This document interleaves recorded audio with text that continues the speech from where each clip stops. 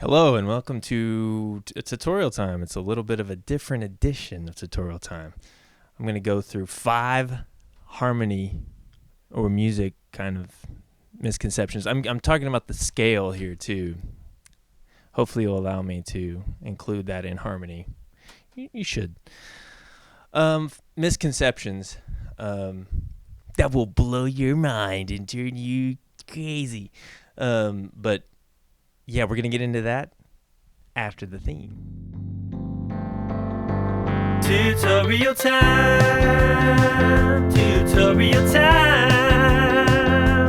It's tutorial time with all my friends. It's the only time of year. Oh, oh. Tutorial Time is brought to you by one of the biggest companies in the world. All right, I'm just going to jump right into it. So, number 1 is that pianists should play rootless voicings when playing with a bass player. You might be thinking, of course they should. What's he talking about? The problem with being dogmatic about that is it's not really how pianists have played. If you listen to recordings, like listen to Thelonious Monk, listen to McCoy Tyner, they'll do stuff like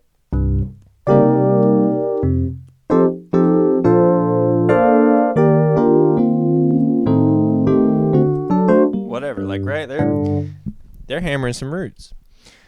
So I say don't be afraid of roots, and the main idea is to play with your bandmates, play with your bass player. So if your bass player is walking a bass line in this register, whatever, and you also are walking a bass line, that might be kind of weird. You might get in the way of each other in that instance unless you've worked out something kind of weird and cool.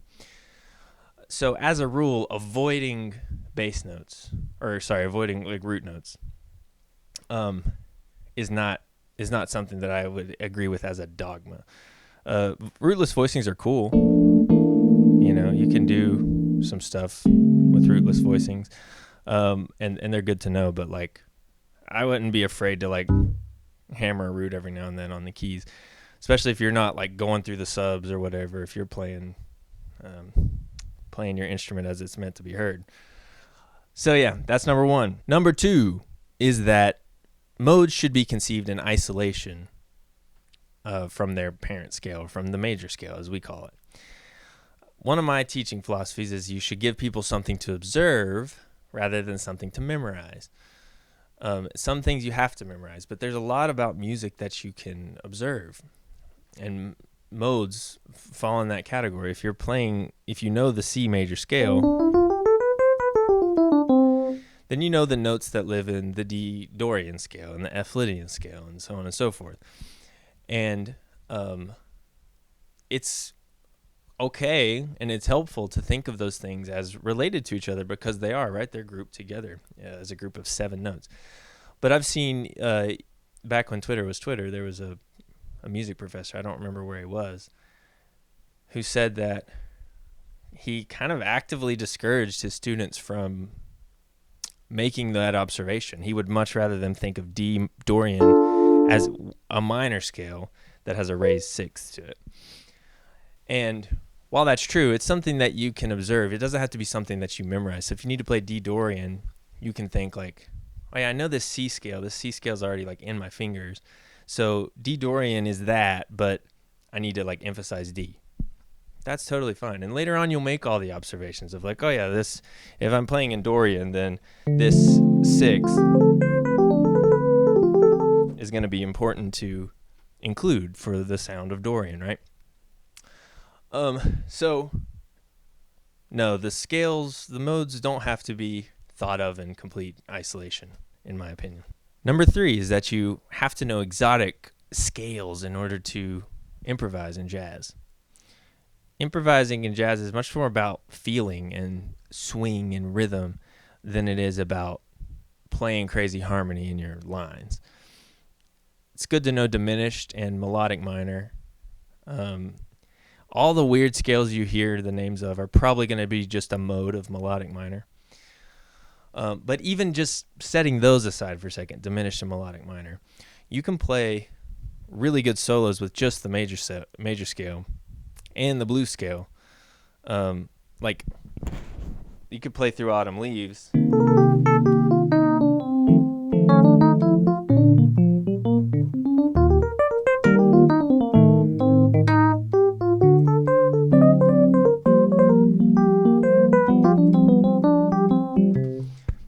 That was just blues, and I followed the chord changes, but no shape or anything that I played in there fell outside of the major scale or the blues scale.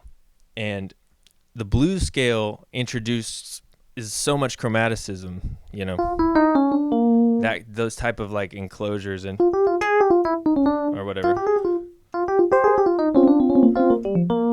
Those type of like outside notes, like the blues scale will give you that. So know your like major blues scale and your minor blues, and mix them together, and then just play the major scale, and then really focus on your rhythm, focus on your swing, and how your lines feel. Number 4 is that scale degree 4 is an avoid note.